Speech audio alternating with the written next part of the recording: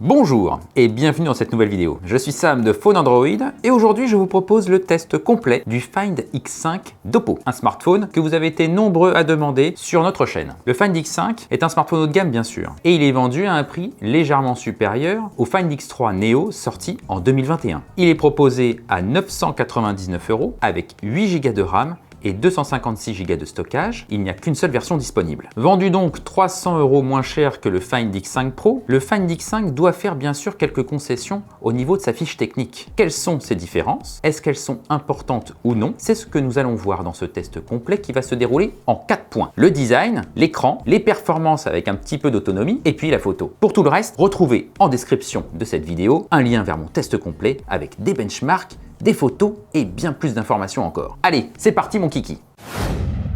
Commençons ce petit test par le petit unboxing qui va bien. Donc ouvrons la petite boîte grise comme tous les Find X. Nous avons d'abord une première boîte où dedans il n'y a que de la lecture et le petit outil qui va bien pour ouvrir le tiroir de la carte SIM. Il n'y a pas de coque proposée avec le Find X5. Sous la boîte, nous retrouvons bien sûr le smartphone. Ensuite, nous avons une petite trappe avec 2 accessoires. Non, il n'y a pas 2 accessoires. Il y a 3 accessoires. Le premier accessoire, bien entendu, c'est le chargeur. Un chargeur 80 watts, ça c'est vachement bien. Nous avons bien entendu un câble USB type A vers USB type C. Et enfin, nous avons un petit adaptateur USB type C vers USB type A. Ça, c'est pour brancher des accessoires qui sont en USB type A. Type par exemple une clé USB. Vous avez plus de place dans votre Find X5, vous voulez décharger vos photos, vous branchez une petite clé USB et hop, c'est parti mon kiki. Ça c'est vachement bien. Passons donc à la partie design de ce test en découvrant bien sûr le smartphone qui va bien. Qu'est-ce qu'il est beau, qu'est-ce qu'il est mignon. Et franchement, il a de la gueule. C'est un smartphone qui reprend en grande partie les lignes du Find X5 Pro que nous avons déjà vu. J'ai avec moi le Find X5 Pro que je vais mettre juste à côté. Ça, c'est cadeau. Il y a aussi le Find X3 Pro. Oh, le Find X3 Pro, qu'est-ce qu'il est mignon! Moi, c'est mon préféré, le Find X3 Pro, parce que il a tous les avantages du Find X5 Pro, c'est-à-dire cette belle intégration du module photo. Et il a aussi ce petit côté carré. Et il a aussi cette coque qui est mate. Moi, j'aime beaucoup la finition mate du Find X5 parce que franchement elle ne retient pas les traces de doigts et elle est très agréable au toucher. C'est vrai que par rapport à une coque brillante comme celle du Find X5 Pro, les traces de doigts elles sont plus importantes sur le Find X5 Pro. Ça c'est dommage. Et sur le Find X3 Pro elle n'y était pas du tout et ça c'est vachement bien aussi. On remarque donc aussi ce contour de module photo trapézoïdal qu'on retrouvait déjà dans le Find X5 Pro et là qu'on retrouve ici. Là il était totalement carré. On retrouve aussi une petite intégration du module photo grâce à ce verre minéral qui remonte légèrement, ça c'est très beau. Mais on remarque aussi qu'il y a moins de soin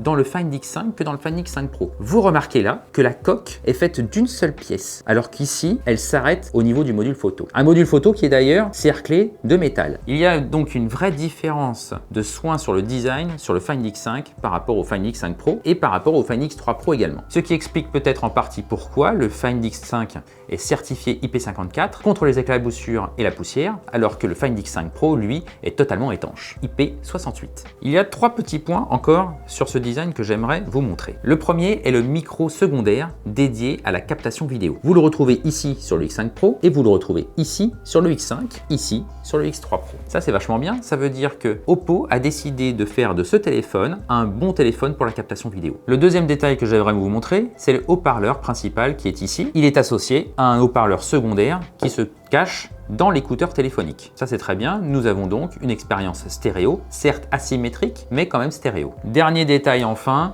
nous avons en façade un bel écran incurvé sur les côtés avec un poinçon dans le coin supérieur gauche. Ça c'est comme tous les autres Find X que nous avons à la rédaction. Quand vous allumez le téléphone, vous arrivez sur ColorOS 12.1, il est basé sur Android 12.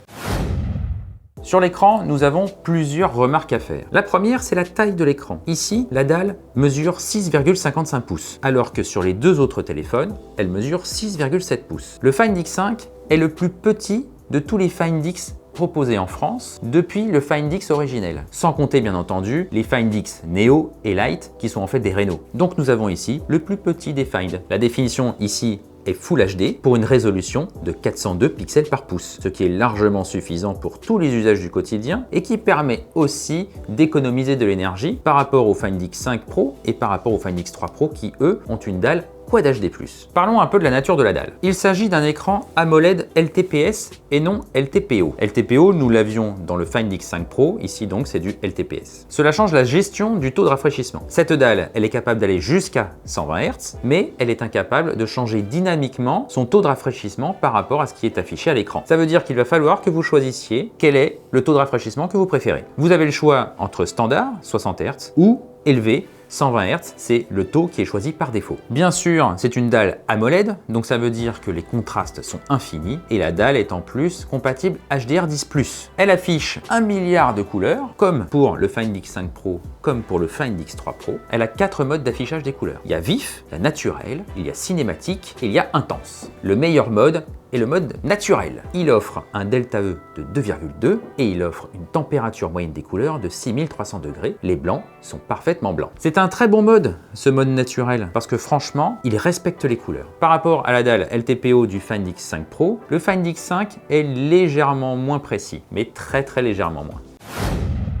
Parlons performance et autonomie. Sous le capot du Find X5, nous retrouvons non pas le Snapdragon 8 Gen 1 du Find X5 Pro, mais le Snapdragon 888 du Find X3 Pro. C'est un choix qui est très intéressant parce que le Snapdragon 888 est beaucoup moins cher que le Snapdragon 8 Gen 1. En revanche, il offre des performances, notamment au niveau des CPU, qui sont très proches finalement du Snapdragon 8 Gen 1. C'est ce que nous avons vu avec le test du Find X5 Pro quand nous l'avons comparé avec le Find X3 Pro. En revanche, c'est au niveau des graphismes que la différence se fait. Effectivement, quand vous jouez, vous avez de meilleurs graphismes avec le 8 Gen 1 qu'avec le Snapdragon 888. Mais le Snapdragon 888 ne démérite pas. Quand vous jouez avec ce smartphone, vous avez vraiment de très belles performances. Genshin Impact, par exemple, se positionne sur les graphismes modérés, comme pour un Snapdragon 8 Gen 1. Donc ça veut dire que finalement, la différence, elle n'est pas si grande que ça. Et puis Oppo a de l'expérience maintenant avec le Snapdragon 888. Donc ça veut dire que quand la marque a intégré ce chipset dans ce téléphone, elle a pris toutes les précautions pour offrir une expérience qui soit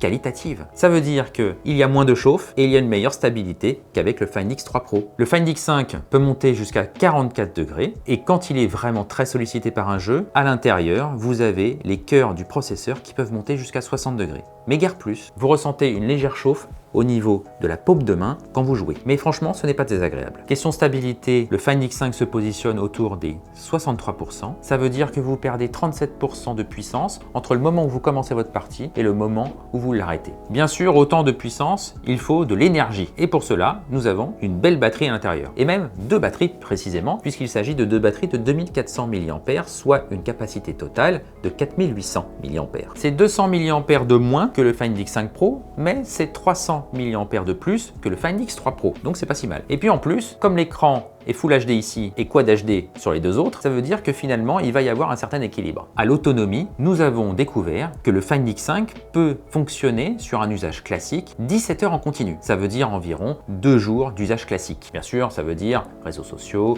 internet, messagerie, streaming, musique, etc. Pour les joueurs, nous avons une autonomie qui est comprise entre 3 heures et 5 heures, qui est plutôt pas mal, mais ce qui n'est pas foufou non plus. Nous avons obtenu ces résultats avec les réglages par défaut, ça veut dire avec le taux de rafraîchissement à 120 Hz. Vous pouvez donc avoir une autonomie légèrement supérieure en passant 60 Hz. Une fois que vous avez bien vidé la batterie, il faut la recharger. Et c'est là où nous arrivons avec notre fameux chargeur 80 watts. Ce chargeur 80 watts permet de recharger le téléphone de 0 à 100% en 44 minutes. 2 petits points intermédiaires. D'abord, vous rechargez le téléphone à 50% en 17 minutes et vous rechargez en 30 minutes 84% de la batterie. Franchement, c'est plutôt très bien. Ajoutez à cela la charge sans fil dont la puissance peut monter jusqu'à 30 watts comme pour le Find X3 Pro. Nous n'avons donc pas la charge rapide 50 watts sans fil du Find X5 Pro. C'est un peu dommage, mais en même temps, moi, je préfère la charge filaire.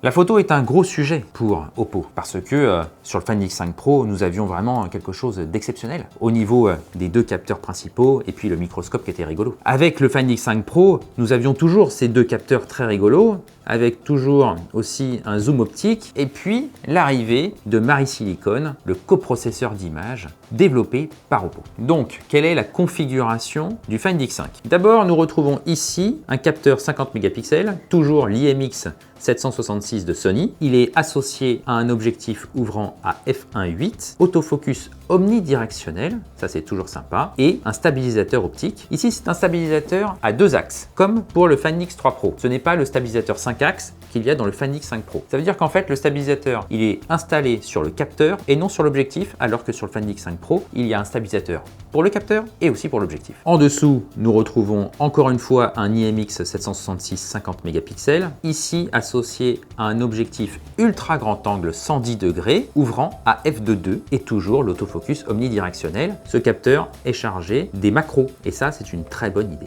Ici, nous avons un capteur 13 mégapixels avec objectif ouvrant à f2.4. C'est un téléobjectif offrant un zoom optique 2 fois et un zoom numérique jusqu'à 20 fois. Vous avez ici 2 autres éléments. Celui d'en dessous, c'est un flash, tout simplement. Et celui d'au-dessus, c'est un capteur chromatique qui permet de faire la balance des blancs. Ça, c'est vachement bien parce que ça permet en fait d'avoir une photo qui est vraiment très naturelle. Donc, nous avons ici le meilleur un peu des deux mondes. Nous avons une configuration qui est proche de celle-ci, seulement il n'y a pas le double stabilisateur optique. Ou alors, nous avons ici une configuration proche de celle-ci, mais sans le microscope. Quels sont les résultats? Les résultats sont excellents, vraiment excellents, même peut-être meilleurs que ceux du Find X5 Pro. Nous pensons même qu'il y a eu une mise à jour poussée par Oppo qui permet d'améliorer le traitement des images. Avec le Find X5 Pro, nous avions parfois des images qui étaient surexposées et ici, ce n'est plus le cas. Donc ça, c'est vraiment très bien. Les deux capteurs IMX 766, nous les aimons depuis toujours parce qu'ils offrent des photos avec de belles couleurs, avec beaucoup de contraste, avec de l'équilibre, avec du piqué, c'est vraiment super. Et puis il y a ici un HDR qui est certes prononcé comme toujours chez Oppo, mais pas trop pour rester vraiment dans le cadre naturel. Ça c'est vraiment très bien. Il y a une bonne gestion des contre-jours, notamment